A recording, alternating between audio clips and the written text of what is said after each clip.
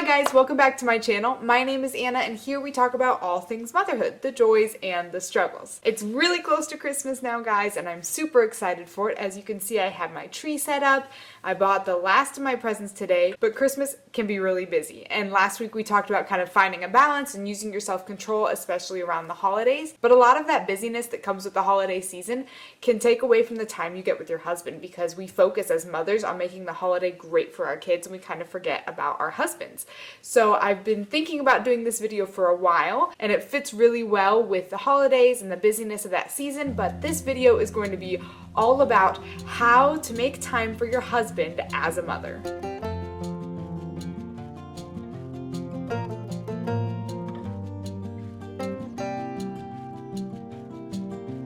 When I married Aaron, it was just the two of us, so it was really easy to make time for him and make him a priority in my life. But a year after we got married, we had Heidi and suddenly things changed. It became a lot harder to make time for Aaron because I had this little baby that relied on me for literally everything. If you're a mom, you know that babies and kids in general take up a lot of your time. And then we added another kid to the mix and things just keep getting busier, and now I'm watching my nephew, so there's 3 kids in the mix and life just keeps getting busier and busier. You do more and more and more, and I kind of forget about that time we had just Aaron and I before we had kids. Like, how much time did I really spend on him and what things did I do for him and with him? One of the big struggles we have as moms, if you are married, is making time for your husband. But your husband's what started all this with you. I mean, you guys together created this family. He's who you fell in love with first. He's who you were with first. The time you had together was just the two of you first. But husbands are super important parts of the family and they need the attention too. Maybe not quite as much as the children do, but husbands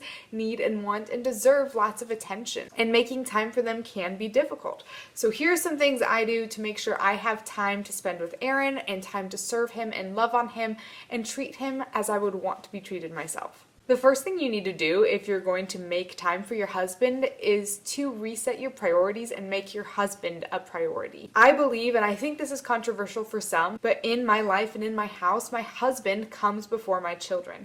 So in the hierarchy of importance of things in my life, it's God, Aaron, my children, everything else. So Aaron comes before the kids. And the reason for that is that we're a team and we're raising these kids together. And to raise them well and to show them what a good marriage looks like and what good relationships and good communication looks like and how to argue and all these different things that you need to teach your children kind of socially and just relationally, that comes from you and your husband. That comes from Aaron and I. So our relationship is a top priority because if we're not in sync, if we're not a team, if we're not healthy in our relationship, we can't communicate that to our children and we can't team up and be together in the way we treat and discipline and teach our children.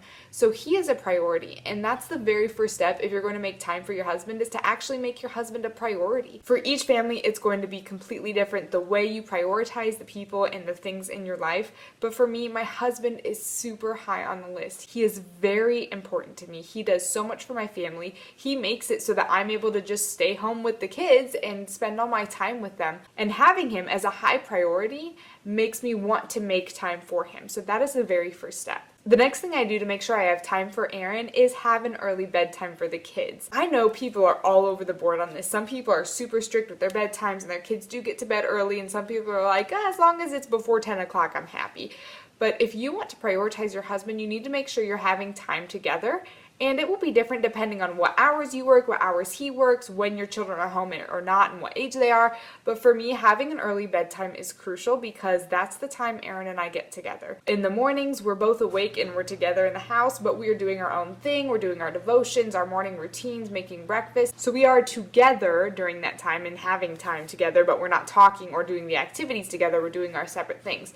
So it's really important for us to get that time in the evening where it's just the two of us. So by getting the kids to bed by 7:30, that gives us a couple hours in the evening where it's just the two of us. And not every day are we able to actually take that time to be together. Sometimes there are things we need to get done around the house, or Aaron has some work to do or some desk work, so we're not always together, but giving us that time where we have an opportunity to be together. We can sit on the couch and talk, we can discuss our day, we could play a game together. Getting the kids to bed early makes sure that we have one-on-one time, just the two of us. So if you're kids are staying up as late as you are, I would encourage you to try putting them to bed a little bit earlier. And I know with older kids this is difficult, and as our kids get older we have a strategy for this. A pastor that our friends know in Ohio does this with his kids. Their bedtime is always 7:30, around there every single day, no matter how old they are, and as they age it will always be that time. That's the time they need to be in their bedroom, but what time they actually need to be asleep keeps moving.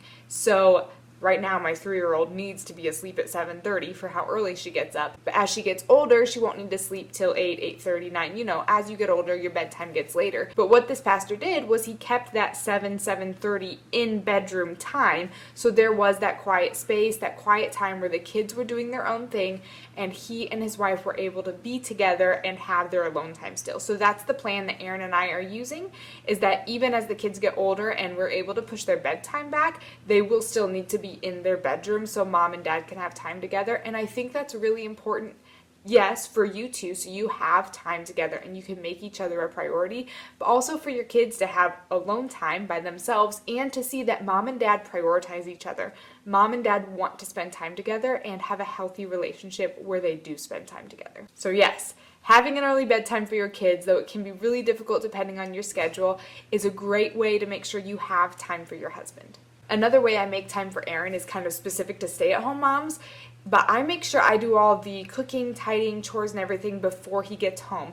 Any work that needs done around the house, I try my very hardest to get it done before he's home. And that doesn't always happen. I've got 3 kids in here making more messes and needing attention that I want to play with.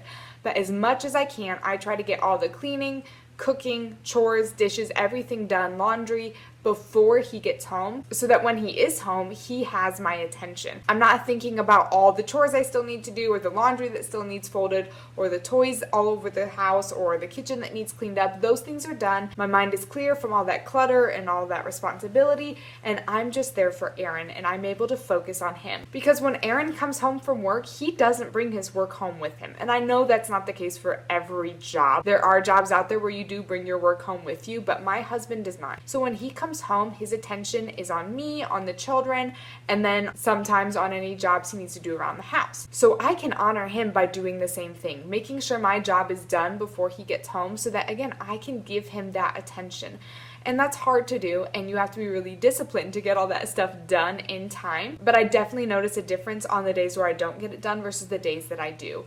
When the house is still a mess when Aaron gets home and the laundry hasn't been folded, we eat dinner and we're rushed, and then I'm trying to do these things and the kids are running around, and maybe he wants to get some work done as well, so we're both working and the kids are running around and we're trying to like tag team, make sure they don't get into too much trouble, and we just don't have time for each other. But in that same scenario, if he needed to work at his desk and do some bills and that kind of thing, but I didn't have anything to do, the house was already cleaned up and tidied, the laundry and dishes were all done, then I would be able to keep the kids occupied, his job would get done faster, and then we would have time together faster. Just by having my work done, it speeds up any work Aaron needs to do and gives us more time together, and it helps me to give him all my attention. And that is such a great way to honor your husband and to love on him and just make that extra time for him and make him feel special. The last way I make time for Aaron is to schedule date nights. You probably hear this a lot. A lot of people give the advice of weekly or monthly or bi-monthly date nights, whatever you can manage.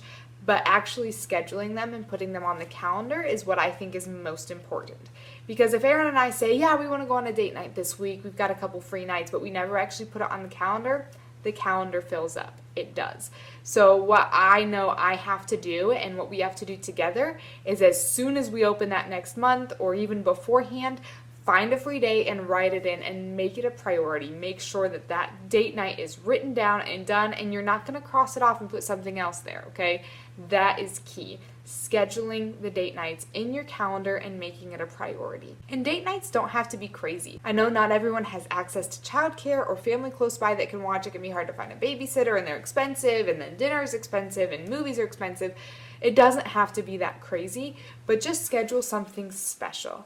Even if it's just while the kids are napping, you guys are going to make sure you're doing absolutely nothing else and you play games and drink hot chocolate. Or you could say we'll put the kids to bed a little bit earlier and give them more quiet time, and we're going to watch a movie together or cook dinner together or play games together. Just something. Or if you're able to, give the children to grandma or hire a babysitter and go out. Get out of the house, get dressed up, look nice for each other, do all the fun things that just make you feel special. Date your husband again. Do things that you did when you were first dating. When I was first dating Aaron, I wouldn't dare let him see me until I was put together and looking nice. But now he gets to see me every morning in my absolute prime. So just making an effort, even if it's a date night at home, to look special, to feel special. And husbands, if you happen to be watching this, do the same. You schedule the date night. You get the sitter. That is a great way to prioritize your wife and make her feel amazing. How many times have you actually scheduled the date and gotten a babysitter? That is a great gift for your wife. So if you're watching this, do that. But making that time for each other, scheduling it in your calendar is like a written reminder, whether it's on a paper calendar or on your phone calendar. It is a written reminder that your husband is important to you. And he sees that and you know that, and then your kids know, hey, mommy and daddy are hanging out tonight. And that shows everyone in your family that your husband is a priority and that you want to make time for him. So do whatever you can. For our family, it just works to do once a month. And sometimes not even that. It is a struggle to get that once a month, depending on how busy we are, and what time of the year it is, and what projects we've taken on. But the best we can, we try to go out once a month. And for your family, it might be once every week if you're super lucky, or you might have to do once every other month, or do a date night in one month and then date night out the next month. But find a schedule that works for you and make it real. Put it on the calendar and schedule it and make that time for your husband. You have to be purposeful about it, because moms, we've got priorities and our kids are definitely one of them, and we give them so much time and we give them energy, and by the time your husband comes home, you're just exhausted and you've done so much. You've been overtouched and overtalked. Every single sense you have has been overstimulated. It is hard. I know it's hard to make time and want to be with your husband, but he is who you started this journey with. Your husband is the man that brought all this together with you. He's your OG partner, man. He has been with you from the beginning, and he is worth making the time for. Even if that means you have to put in a little bit of extra work during the day, he is worth it. He's been with you through it all. Make time for your husband. Schedule it in. Do what you can. Make the changes you need to make sure your husband is a priority in your life. Okay, mamas, I hope this was helpful. I know how hard it can be to make time for your husband, but it is so rewarding once you do. Let me know in the comments down below what things you do to make sure your husband gets your attention and your time. And then go ahead and do the usual thumbs up on this video. The like button's right there. And then if this video was interesting to you and you want to know more about me and my journey with motherhood, you can hit the subscribe button and hit the bell icon to be notified every time I post. Those 3 buttons are what helps me out the most as I continue on YouTube and continue to make videos for you guys. And I love when you guys comment on the video or on my posts. It lets me know that you're watching my videos. And when you comment, we can create a community. We can talk to each other and answer questions. And that is what I love the most. That's why I'm doing this. Thank you for continuing to support me and watching my videos. It means a lot to me. I hope you guys have a wonderful day and good luck on the rest of 2019. Bye.